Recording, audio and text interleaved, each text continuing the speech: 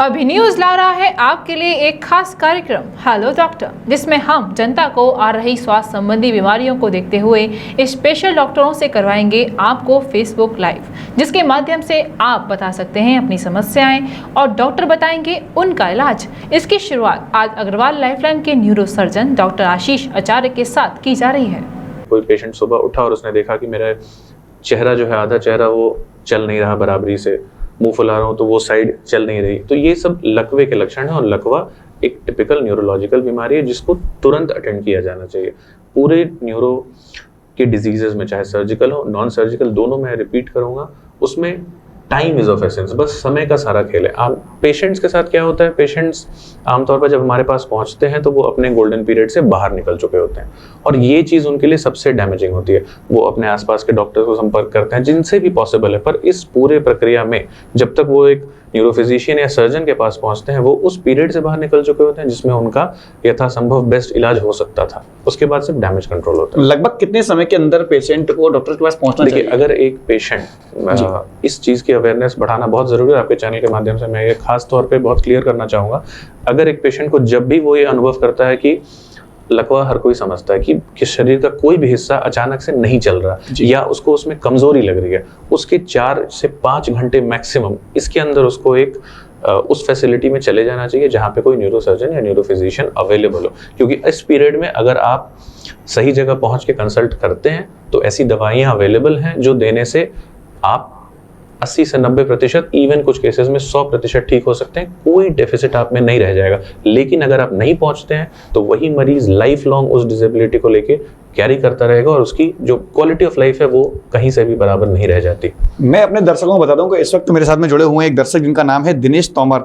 दिनेश जी का सवाल है कि सर आप कहाँ बैठते हैं और आपसे संपर्क हो सकता है। तो मैं अपने चैनल के सभी दर्शकों को बता दूं कि ये सर जो हैं डॉक्टर साहब आशीष आचार्य जी, ये अग्रवाल लाइफलाइन में बैठते हैं। और यदि आपके मन में न्यूरो को लेकर किसी भी प्रकार की कोई भी समस्या को लेकर के अगर आपके कोई भी प्रश्न हैं तो आप इसी वक्त कमेंट के माध्यम से पूछ सकते हैं, जिसका जवाब डॉक्टर साहब अभी आपको तुरंत दे सकते हैं। यदि घर बैठे ही आपको इलाज की सुविधा होगी तो डॉक्टर साहब यहीं से आपको बता सकते हैं किस प्रकार से आप अपने जो परिजन हैं उनको इन प्रकार की बीमारी से बचा सकते हैं। तो जिनका सवाल है आप मथुरा में कहाँ बैठते हैं सर, ये आपसे जानकारी करना चाहते हैं कि आपसे मिलना चाहते हैं, तो मैं आपको बता दूं कि डॉक्टर साहब खुद बताएं कैसे इनसे मुलाकात हो सकती है। मैं फिलहाल अग्रवाल लाइफलाइन हॉस्पिटल में बैठ रहा हूँ, उनके साथ जुड़ा हुआ हूँ फुल टाइम और हम लोगों की काफ़ी अच्छी टीम है, डेडिकेटेड है हम लोग इस चीज़ को लेके। कुछ और एस्पेक्ट्स में हम बात करेंगे, बट फिलहाल आपके सवाल का जवाब ये है कि आप 12 बजे तक ओपीडी में परामर्श कर सकते हैं हमारे से औरंगाबाद में कामधेनु नगर वाले क्लिनिक में, और 12 बजे के बाद सेकेंड हाफ ऑफ डे में कृष्णा नगर में हमारे को विजिट कर सकते हैं। यानी कि अगर कोई जो पेशेंट्स हैं यानी न्यूरो की परेशानी को लेकर के कोई लोग परेशान हैं तो वो 12 बजे से पहले जो टाउनशिप में अग्रवाल लाइफलाइन है वहां पर जाकर संपर्क कर सकते हैं, और 12 बजे के बाद में कृष्णा नगर अग्रवाल लाइफलाइन पर डॉक्टर साहब मौजूद रहते हैं, वहां भी संपर्क कर सकते हैं। अब हम चलते हैं सवाल की ओर कि डॉक्टर साहब ये जो न्यूरो है इसको कितने पार्टों में बांटा गया है, कितने भागों में होते हैं? देखिए हिस्से तो इसके ऐसे क्लियर कट नहीं कर सकते, पर हाँ हम अपनी समझ के लिए आप इसको ऐसे समझिए कि एक समस्या हुई जो दिमागी हुई और एक हुई जो रीढ़ की हड्डी से रिलेटेड हुई। अब रीढ़ की हड्डी से रिलेटेड, अब हम लोग उसको कॉमन टर्म्स में कोई सियाटिका कहता है, किसी को कमर में दर्द है। मैं आपको बहुत सिंपल भाषा में अपने दर्शकों को ये बताना चाहूँगा कि अगर आपको आम कमर दर्द भी है तो किस परिस्थिति में आपको ये जज करना चाहिए कि नहीं ये प्रॉब्लम सिर्फ एक सिंपल कमर दर्द से ज़्यादा हो सकती है। वो अगर आप रोज़ सुबह उठते हैं, 2 चीज़ें हैं कमर दर्द वाले पेशेंट में, 2 चीज़ें। अगर आप उठेंगे, आप चलना फिरना आपने शुरू किया, आपका दर्द बढ़ता गया, या इवन कुछ पेशेंट्स ऐसे इतने सीवियर कैटेगरी में पहुंच जाते हैं कि आप ज़्यादा देर खड़े नहीं रह पाते, आप खड़े रहेंगे आपकी कमर दर्द बढ़ने लगेगा, या फिर आपके चलने से कमर दर्द बढ़ता है और एक ऐसे लिमिट तक पहुंच जाता है कि आपको बैठना पड़ रहा है, आपको लगे कि मैं अब इससे ज़्यादा नहीं चल पाऊंगा। तो ये एक बहुत क्लियर कट इंडिकेशन है कि ये एक न्यूरोलॉजिकल समस्या है और आपको इसके लिए परामर्श करना चाहिए।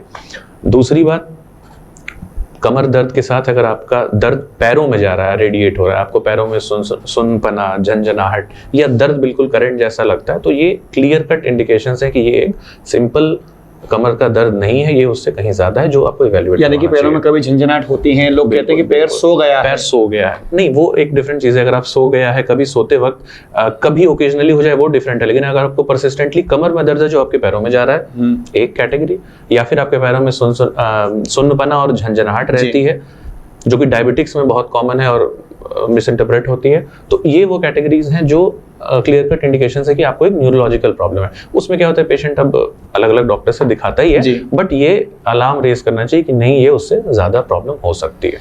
अगर हम जानना चाहें आपसे, एक ये इस वक्त साइटिका एक ऐसी बीमारी है जो कि लगभग हर व्यक्ति को परेशान कर रही है और लोग काफ़ी संख्या में इस बीमारी से ग्रसित हैं और लोग साइटिका की वजह से डॉक्टर के पास चक्कर लगाते रहते हैं, उनको प्रॉपर इलाज नहीं मिल पाता है।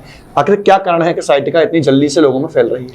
देखिए, एक तो इसका सबसे कॉमन प्रॉब्लम है कुछ चीज़ें जो पहले एज रिलेटेड, जो बीमारी यूजुअली 60 साल या उससे प्लस के एज ग्रुप में होनी चाहिए, वो हमारी बुरी आदतों जैसे ठीक से ना बैठना, सही पोस्चर में ना बैठना, गर्दन आप बैठें तो आजकल क्या है कि जो आईटी प्रोफेशनल्स हैं और नहीं भी आईटी प्रोफेशनल्स हैं, अब तो स्कूल गोइंग बच्चे भी उस एम्बिट में आ गए कि ऑनलाइन क्लासेस कर रहे हैं। अगर आप सिर्फ सही पोस्चर मेंटेन करके आप सीधे बैठें, कमर जैसे भगवान ने पोस्चर बनाया नॉर्मली वैसे बैठे। अब होता क्या है, कोई अमूमन लेट के पढ़ रहा है, कोई उल्टा लेट के पढ़ रहा है, कोई ऐसे साइड से लेटा है, ये सारी चीजें ग्रेजुअली धीरे धीरे आप कंट्रीब्यूट करती हैं आपके स्पाइनल प्रॉब्लम्स में। एक चीज और मैं बोलना चाहूंगा, हमारे दर्शक या सब लोग इसको एक्सपीरियंस करते हैं, अगर आप वॉलेट रखते हैं और अगर अपने पॉकेट में वॉलेट रख के बैठे हैं आप काफी लंबे देर तक, आप खुद नोटिस करेंगे कि एक पॉइंट आता है जहां पे आपको उसको निकाल के बाहर रखना पड़ता है और डिस्कम्फर्ट होता है। वो भी एक वन ऑफ द बहुत कॉमन रीजन है कि आप अपने पॉकेट में बहुत मोटा वॉलेट रख के ना बैठें, क्योंकि वो आपको समतल नहीं बैठने देता। देखिए डॉक्टर साहब बता रहे हैं कि यदि आप वॉलेट रखते हैं अपनी जेब में तो कहीं ना कहीं पर सावधान हो जाइए, ये भी एक बीमारी का लक्षण बन सकता है। और एक वक्त ऐसा भी आता है कि जब आपको उसको निकालना ही पड़ता है, यानी कि कुछ छोटी छोटी जो हमारे पास में जो छोटी छोटी हम लोग जो मिस्टेक करते हैं वो भी कहीं ना कहीं पर बड़ी बीमारी का रूप ले सकता है। अब हम चलते हैं अगले प्रश्न की ओर। माइग्रेन, ये माइग्रेन जो है आजकल लोगों को बहुत ज़्यादा लोगों को हो रहा है और अक्सर देखा जाता है कि इसमें एक तरीके का दर्द होता है जो कि एक शरीर के आधे हिस्से, जो मतलब कहते हैं कि सिर के आधे हिस्से में बहुत तेज़ी से फैल जाता है। तो इसका क्या लक्षण हो सकते हैं, किस तरीके से बीमारी लोगों को परेशान करती है और क्यों होती है? माइग्रेन, देखिए माइग्रेन पहले तो कहने के लिए उसकी डायग्नोसिस वो डिफरेंट है। पेशेंट क्या एक्सपीरियंस करेगा मैं आपको वो बताता हूँ। कुछ दिनों में पेशेंट को रह के सर भारी लगना वो यूजुअली लगता है, बट माइग्रेन का जो सबसे कैरेक्टरिस्टिक वो ये है कि कुछ दिनों के अंतराल पे मरीज को बहुत तेज सर दर्द उठता है और जिस दिन उसको ये सर दर्द उठेगा लमसम वो पूरा दिन मरीज का वो दर्द खराब कर देता है। ना पेशेंट को नींद आती है, या तो जब तक दवा ना ले या एक अच्छी नींद ना सो ले, जो आना मुश्किल है, पेशेंट का सारा टाइम खराब होता है और वो एक बहुत ही खराब तरह का सिवियर हेडेक है। वो करेगा कुछ नहीं आपको, बट आपका टाइम लॉस, क्वालिटी लॉस, और ये चीजें बार बार जब होंगी तो आप उससे अमूमन बहुत परेशान होकर के पेशेंट्स डिफरेंटली विजिट करते हैं। होता क्यों है माइग्रेन? कोई हम उसको ऑर्गेनिक यूजुअली बोलते हैं, किसी ऑर्गेनिक चीज की वजह से नहीं होता, कोई इलनेस नहीं है, बट फिर भी हमारे को उसमें यूजुअली हम स्कैन्स कराते हैं ये रूल आउट करने के लिए कि वो और कोई उससे ज्यादा विभत्स बीमारी ना हो। ये एक फंक्शनल डिजीज है और ट्रीटेबल है, इसको ड्रग्स के साथ ट्रीट किया जा सकता है। आप एक सर्जन हैं, न्यूरो सर्जन हैं, तो आपके साथ में कुछ पेशेंट्स ऐसे भी आते होंगे जिनको कहीं ना कहीं पर जो बीमारी से लंबे समय से पीड़ित हैं, तो क्या उन लोगों का इलाज भी आज के समय में संभव है? बिल्कुल, देखिए इलाज संभव है। माइग्रेन के लिए मैं एक बहुत छोटी सी बात कहना चाहूँगा अपने दर्शकों से कि जो उनको पता है उनको माइग्रेन है, वो उसकी दवा खा रहे हैं ऑलरेडी। ये 100% ट्रीटेबल है ऐसा मैं नहीं बोलूँगा, इसका रिकरेंस होता है, खास करके जब मौसम बदला, जब आप अपने रूटीन में नियमितता नहीं रख पाते। मैंने अपने एक्सपीरियंस में यही देखा, माइग्रेन एक दिनचर्या की डिजीज है। अगर आपकी दिनचर्या कहीं से भी डिस्टर्ब हो रही है, आपको ठीक से नींद नहीं मिल पा रही, आप इमोशनली टेंस्ड हैं, आप किसी भी चीज़ वजह से इमोशनली हाइटेंड है, तो ये चीज़ प्रेसिपिटेट हो जाती है। तो अब किसी के लिए ये तो संभव नहीं कि वो अपने लाइफ के हर एस्पेक्ट को कंट्रोल कर सके, लेकिन हाँ बहुत हद तक अपनी दिनचर्या कंट्रोल करना वो मरीज के बहुत बेनिफिशियल हो सकता है दवा खाने के साथ साथ। एक्सीडेंट के बाद में हम लोग देखते हैं कि एक्सीडेंट के बाद में सबसे ज़्यादा जो मतलब जिस तरीके से एक्सीडेंट के बाद में लोग जो होते हैं, अगर सर में चोट लगे तो कहीं ना कहीं पर जो लोग हैं मृत्यु से काफ़ी करीब तक पहुंच चुके होते हैं और बिल्कुल जो कहते हैं मतलब एक तरीके से बिल्कुल उनकी ऐसे में मृत्यु हो जाती है। तो सर की चोट जो होती है किस तरीके से मतलब सबसे ज़्यादा लोगों को परेशान करती है, किस तरीके से लोग जो है उससे हेडेक होते हैं? दो चीज़ें हैं। सर की चोट से मैं आपने अगर जिन्होंने पर्सनली या किसी क्लोज वंस के साथ एक्सपीरियंस किया है, सर की चोट या तो मरीज की जान ले लेती है, और जो मरीज यदि बच गया और अपना होश वापस नहीं पा पाता, कोमा में रहता है या आधे होश में रहता है, आप सच मानिए उन पेशेंट्स का अगर आप फॉलो अप करेंगे तो आप ये देखेंगे कि वो ये जो सर की चोट की बीमारी है, ये सिर्फ ना उस मरीज की बीमारी है, उस पूरे परिवार की बीमारी बन जाती है और एक लाइबिलिटी बन जाती है। जो मरीज मर गया अनफॉर्चुनेटली वो तो उसको भी। अब रही बात इसका, हमारा एस्पेक्ट ये है, इस चीज़ का अवेयरनेस ज़रूरी है कि लोग ये समझें कि ठीक है, अगर आपको सर में चोट लगी है तो ठीक वैसे ही जैसे मैंने लकवे के लिए कहा, इसका भी एक विंडो पीरियड होता है। आप जितनी जल्दी फैसिलिटी अवेल करेंगे, अगर किसी पेशेंट को सर्जरी चाहिए, ये ऑपरेशन 12 घंटे बाद हो, किसी का एक्सीडेंट हो गया अभी ऑपरेशन हो और 12 घंटे बाद हो, ऑपरेशन वही रहेगा, डॉक्टर का एफर्ट वही रहेगा, सारे रिसोर्सेज वही रहेंगे, बस पेशेंट का आउटकम बदल जाता है। ये समझने की जरूरत है कि आपका डॉक्टर तक पहुंचना समय रहते जरूरी है, क्योंकि उसकी वही मेहनत उस समय के अंदर दूसरा रंग ला सकती है और वही सेम मेहनत कोई आउटकम नहीं देने का। यदि कहीं पर एक्सीडेंट होता है तो लोगों को क्या सावधानियां रख के मरीज को लेकर आना चाहिए, क्योंकि देखा जाता है कि अक्सर लोग कुछ गलतियां कर देते हैं और उसका परिणाम कहीं ना कहीं पर गलत हो जाता है। आपने मैं बस इतना कहना चाहूँगा कि आमतौर पे लोगों को पता होता है अगर किसी का पैर टूट गया तो ये बहुत कॉमन नोशन है, लोग उसमें कुछ लकड़ी वगैरह बांध के उसको स्टेबलाइज करके लाते हैं। तो मैं सबसे ये बताना चाहूँगा, किसी का भी एक्सीडेंट हो, मैंने देखा है लोग उसको ऐसे हाथ से पकड़ के उठा के ला रहे हैं, उसकी गर्दन लटकी हुई है, तो उस सिनेरियो में लोग क्या कर रहे हैं, अनएडवर्टेंटली कर रहे हैं, वो जान के नहीं कर रहे हैं, उनको पता क्या नहीं चल रहा, वो उसकी गर्दन की चोट, सर की चोट के साथ साथ मैं ये हाईलाइट करना चाहूंगा कि जो गर्दन की चोट होती है, जो बहुत कॉमनली मिस होती है, और पेशेंट के माल हैंडलिंग से आपने उसको उठाया और गाड़ी में डाल दिया, एम्बुलेंस में डाल दिया। बस एक चीज का आप ख्याल रखें, हर कोई ख्याल रखता है पर वो पता नहीं होता, आप उसकी गर्दन के मूवमेंट को रेस्ट्रिक्ट करें।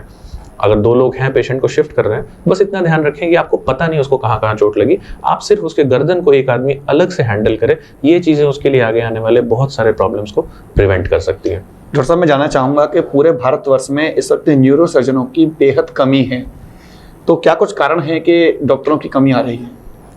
देखिए, इसका बेसिक रीजन तो ऐसा नहीं है कि न्यूरो सर्जन हर डॉक्टर की कमी है। इंडिया का डॉक्टर पेशेंट रेशियो बहुत पुअर है, और सच्चाई ये है कि जो भी फिक्स्ड आउटपुट है और गवर्नमेंट यूजुअली सीट्स बढ़ा रही है, पर उसके कारण कहीं ना कहीं हमारी जनसंख्या है, डिनोमिनेटर इतना बड़ा है कि ratio is always going to be meagre, बहुत छोटा।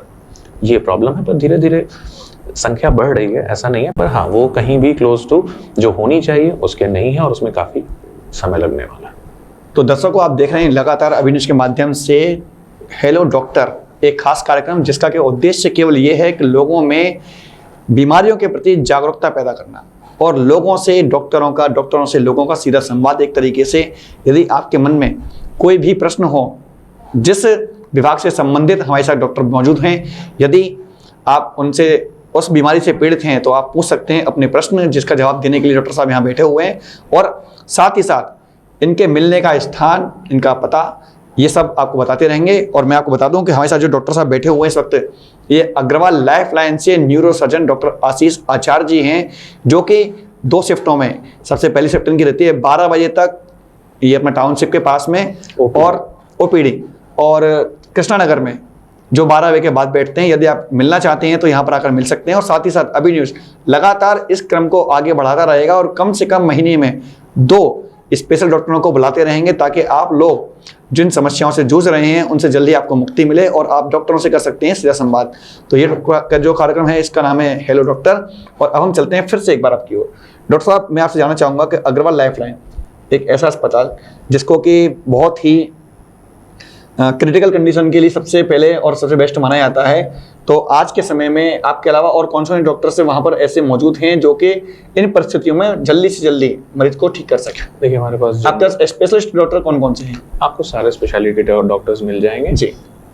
बच्चों के doctor, general surgery, orthopaedics, ops and gynae, तो ऐसा कुछ भी नहीं है यूजुअली जो इस एम्बिट से बाहर है कि पेशेंट आया तो हम उसको डील नहीं कर सकते। इसलिए मैंने एक सिंपल लाइन में कहा कि एक कंप्लीट टीम ऑफ डॉक्टर्स है जो पेशेंट को कंप्लीटली मैनेज कर सकती है। हमारे को किसी और को या किसी चीज़ के लिए बाहर भेजने की ज़रूरत नहीं, हम उसको बहुत इफेक्टिवली मैनेज कर सकते हैं। हाँ, कुछ चीज़ें ऐसी डेफिनेटली होती हैं जो किसी भी सेंटर में नहीं हो सकती, तो वो अलग चीज़ें हैं, बट आमतौर पे जो आम ट्रबल्स आती हैं जैसे ट्रॉमा से रिलेटेड, तो वो सब कुछ हम बहुत अच्छे तरीके से हैंडल कर सकते हैं। डॉक्टर साहब, नसें जो होती हैं ये वायर का काम करती हैं। बताया जाता है कि जो शरीर की नसें होती हैं ये शरीर में एक तरीके से जो वायर्स होते हैं उसके तरीके से सर्कुलेट करते हैं ब्लड को। बिल्कुल। यदि कोई व्यक्ति अपने हाथ की नस काट लेते हैं, अक्सर देखा जाता है कि लोग हाथों की नस काट लेते, तो वो किस तरीके से उसको रिपेयर की जाती है, क्योंकि नसों में जॉइंट किस प्रकार से लगते हैं? देखिए, नस के साथ एक बहुत अच्छा सवाल पूछा आपने पहले, मैं इसके थ्रू बहुत कंफ्यूजन क्लियर होंगे।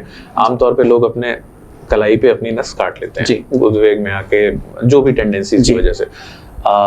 हमें दिखाई देने वाली हमारे हाथों में हरी नस होती है, उसको वेन कहते हैं। वो खून का बहाव पेरिफेरी से हार्ट की तरफ ले जाती है। बहुत सिंपली आप समझिएगा, जो हाथ में नस काटने के बाद पेशेंट क्यों मर जाता है या क्यों ज्यादा सिक हो जाता है, क्योंकि उसका बहुत ज्यादा खून की मात्रा वो लूज कर देता है, क्योंकि वो धमनी उसको कहते हैं, आर्टरी वो कट जाती है और वो बहुत हाई प्रेशर में आर्टरी को हार्ट से आपके हाथों पैरों की तरफ ले जाती है।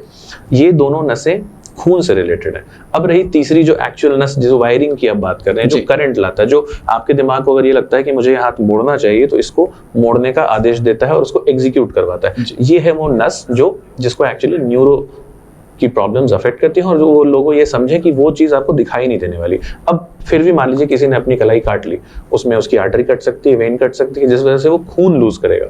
लेकिन अगर उसकी वो नस कट गई तो फिर पेशेंट बच भी जाए तो उसके हाथ चलने से रिलेटेड, मूवमेंट से रिलेटेड आपको यानी कि जो नसें हैं वो भी अलग अलग प्रकार के शरीर के अंदर मौजूद हैं। बिल्कुल बिल्कुल, नसें अलग अलग प्रकार के मौजूद हैं। और इस चीज को आप ऐसे समझें कि यदि किसी की नस को अब नस कट गई तो जीरो हो गया, मूवमेंट कुछ भी नहीं चलेगा।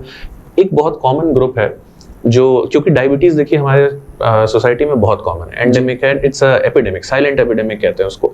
तो वो कई प्रॉब्लम्स कॉज करता है और डायबिटीज का एक बहुत कॉमन प्रेजेंटेशन ये भी है कि जिन पेशेंट्स को ये पता नहीं होता कि उनको डायबिटीज है, वो उसका कोई इलाज नहीं ले रहे क्योंकि वो जानते नहीं है। उनमें धीरे धीरे अनकंट्रोल डायबिटीज की वजह से एक बहुत कॉमन समस्या है, वो क्या है कि उनके हाथों में और पैरों में, पंजे और तलवे में उनको झंझनाहट होना, ठंडा लगना, सुई सा चुभना, ये सारी चीजें महसूस होनी शुरू होती हैं। तो उस वक्त उनको ये समझना चाहिए ये एक बहुत अलार्मिंग कंडीशन है कि एक तो उनको डायबिटीज है और वो इस हद तक अनकंट्रोल रहा है कि अब वो उनके नसों को अफेक्ट कर रहा है। यानी कहीं ना कहीं पर नसें जो हैं हमारे शरीर में संचार के साथ साथ संदेश भी देती हैं कि आपको किस बीमारी से आप लोग ग्रसित होने वाले हैं, इसकी पूर्व सूचना देने का काम भी नसें करती हैं। बिल्कुल बिल्कुल। और जैसा कि डॉक्टर साहब ने बताया कि दिमाग से संचालित होने वाली नसें अलग प्रकार से होती हैं और जो खून से संचालित होती हैं वो नसें अलग प्रकार की होती हैं। ये महत्वपूर्ण जानकारी अभिन्यूज के माध्यम से डॉक्टर आशीष आचार्य जी ने आपको दी है। और फिलहाल मैं आपसे विदा लेना चाहूंगा, लेकिन आप लोग कहीं जाइएगा नहीं, अभिन्यूज लगातार कुछ और मैं आपको इंटरप्ट कर रहा हूँ। जी बिल्कुल। पर मैं आपके न्यूज के माध्यम से ये कहना चाहूंगा जी कि हम में से हर कोई, हर किसी व्यक्ति ने जो 3 से 4 महीने पहले का जो मौत का और बुरा मंजर है वो देखा है और जो अभी बीता नहीं है, पर हम सब ने अपना गार्ड बिल्कुल लेट डाउन कर दिया है। आप बाहर निकलें, आप अपने आसपास हर किसी को पाएंगे कि मास्क पहनना एक अलग टैबू बना हुआ है। मैं बस ये आपसे अनुरोध करता हूँ, इस चैनल के माध्यम से मैं बस इस बात को रेज करना चाहता हूँ कि प्लीज आप सब लोग अपने और अपने परिजनों की, बस आप अपने और अपने परिजनों का सोचिए, क्योंकि हर कोई अपने परिजन का और अपनी सुरक्षा करे, इसी में हम सबकी सुरक्षा है। ये 10 रुपए, 50 रुपए, 20 रुपए और आपके पास नहीं पैसे हैं तो आप अपना रुमाल ही नाक पे बांध लें, पर आप इसको यूज करें, क्योंकि यही एकमात्र जरिया है वैक्सीन के अलावा जो एक थर्ड वेव को आने में और असंख्य जाने को प्रिवेंट कर सकता है। इस चीज का बस मैं अनुरोध करता हूं कि आप देखिए, डॉक्टर साहब ने आज अपील की है और अभी न्यूज भी डॉक्टर साहब के साथ में पूरी तरीके से मौजूद है और अभी न्यूज भी आप लोगों से अपील करता है कि आप लोग भी अपने परिजनों की रक्षा के लिए कम से कम 2 गज की दूरी और मास्क है जरूरी, जो कि गाइडलाइन दी जा रही है सरकार की, उनका पालन करते रहें और कोरोना की थर्ड वेव को आने से रोकें। फिलहाल मैं आपसे विदा लेना चाहूंगा और धन्यवाद करना चाहूंगा डॉक्टर साहब का यहाँ पर आने के लिए। और आप लोग लगातार अभी न्यूज के माध्यम से हेलो डॉक्टर जो कार्यक्रम लगातार चलता रहेगा, इससे जुड़े हैं। फिलहाल के लिए इतना ही, धन्यवाद।